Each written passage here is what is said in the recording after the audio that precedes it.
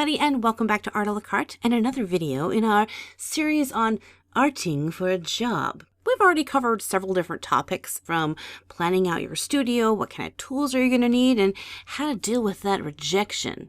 In today's video, I'm going to talk about how to find your art style. But before we get into that, there are two things I would like to ask you to do for me. One is to hit that thumbs up button. That really helps me out a lot. And two, if at any point during this video you have a question, comment, or an idea that you'd like to share with us, make sure to write those down in the comment section below. That really helps us as an art community to be able to share ideas, encourage each other, and give more suggestions and helps to everybody. Art style. It's always the thing that as artists we are trying to achieve. In my beginning of my art journey, that's what I wanted. I wanted to be able to go, oh, this is my style. This is the Valerie Flynn style. It was something that I pursued heavily and got super discouraged when I just didn't see the style progressing itself. In the beginning of my art journey, my art was, I shall say, categorized Disney. Everything was Disney. If I drew a character, even if she wasn't a Disney character, she looked like she should be in a Disney film. Because that's what I studied. That's what I looked at. That's what I wanted to be like. So my style naturally went in that direction. First, let me make one thing pretty clear, at least in my opinion, that as an artist, you should never have one set style. Like you unlock the achievement of, this is your style, and then that's it. It never changes. I don't think that's the way art works. I believe that as you progress in your art journey, that your art itself, your style, should change as well. Looking back 5 years on your art, you should see a difference in what your art looked like 5 years ago as opposed to what it looks like today. In fact, if you look at several different professional artists out there, you'll see that their art style has changed as well. That's just the natural process and journey of getting better at art. Another thing to know about art styles is that it's not necessarily necessary to have one style. In fact, if you look at my artwork, you'll see that it ranges in all sorts of ways. It's all over the place.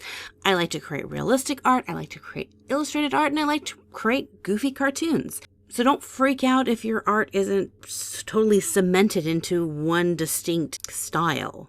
In fact, depending on what art career you want to go for, there are some places that really don't want you to have a style. Like as in working for an animation studio. If every single animator, when they drew their character, had their own style of drawing that character, it would look really, really weird. In fact, there are a couple of films out there that you can, if you pay attention, you can notice that. Like Disney's Beauty and the Beast. Have you guys ever noticed that Belle looks a little bit different in a couple of scenes?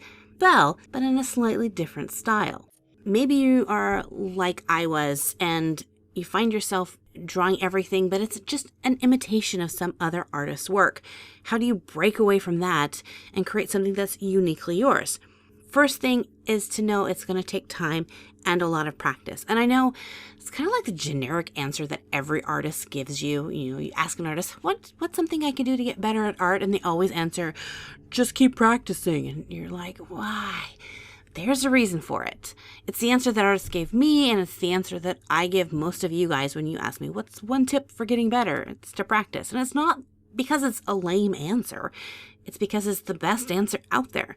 It means really putting yourself in there, drawing with purpose. When I found that my art style was overly Disneyfied, I made myself draw things that were not Disney. I studied drawing animals and people more realistically, studied the anatomy, studied other artists that had a different type of style. It began to sway from more Disney to something a little bit different.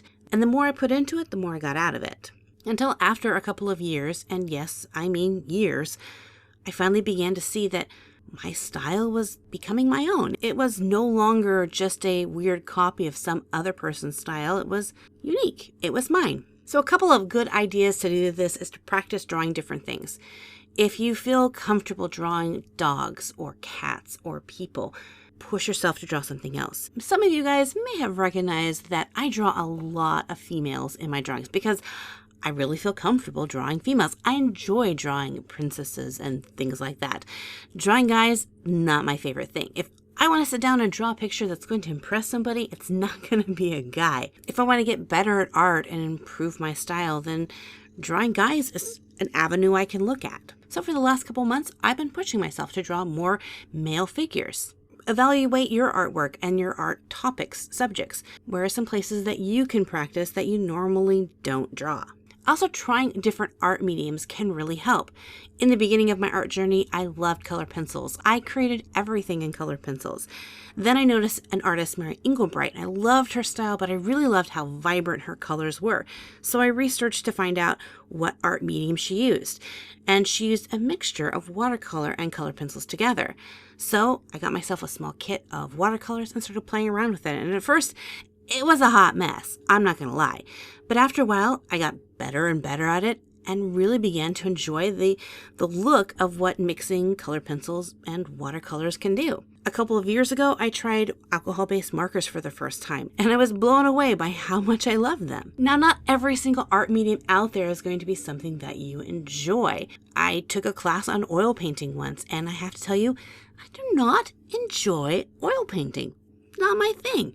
So it's okay if you try something, give it a good try, but it's okay if it just doesn't mix with what you want to do.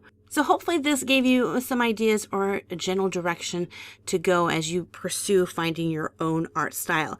I do have another video that I did a couple of years back. The audio is a little wonky in it, but it has some good points in it. I'll leave a link to that right here so you can check that out. If you're brand new to my channel, make sure to hit the subscribe button so that you don't miss out on any future videos. And as always, thank you guys for hanging out with me. God bless you guys. Post some comments, and we'll see you in another art video. Bye-bye!